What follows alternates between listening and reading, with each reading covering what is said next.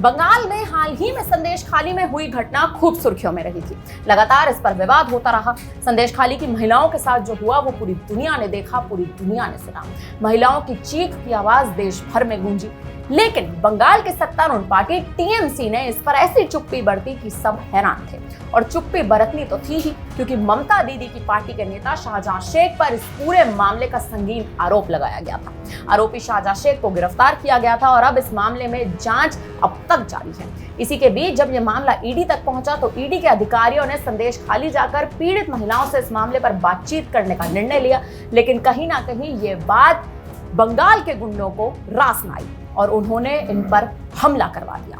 और अब ये हमला करवा दिया है एनआईए की टीम पर, यानी ईडी के अधिकारियों पर जो हमला हुआ था उसके बाद अब एनआईए के अधिकारियों पर हमला करवा दिया गया है। दरअसल संदेशखाली में ईडी की टीम को निशाना बनाए जाने के बाद अब पूर्व मेदिनीपुर के भूपति नगर में केंद्रीय जांच एजेंसी एनआईए की टीम पर हमला किया गया है। कलकत्ता हाईकोर्ट के निर्देशानुसार एनआईए की टीम जांच के लिए पहुंची थी और इसी बीच जांचकर्ताओं की कार में तोड़फोड़ की गई, उन पर जबरन हमला बोल दिया गया और इस बार यह हमला किया है ग्रामीणों ने।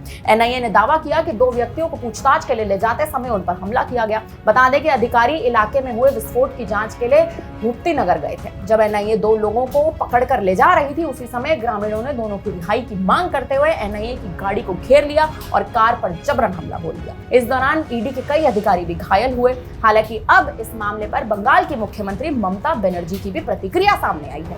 उन्हीं ममता बनर्जी की प्रतिक्रिया सामने आई है जो संदेशखाली के पूरे मामले में चुप्पी बरते हुई थी। और अब उन्हीं ममता बनर्जी ने हमलावरों के समर्थन में कहा, ऐसा ही होता है जब गांव के लोग आधी रात में किसी अजनबी को देखते हैं। चुनाव के दौरान गिरफ्तारी क्यों?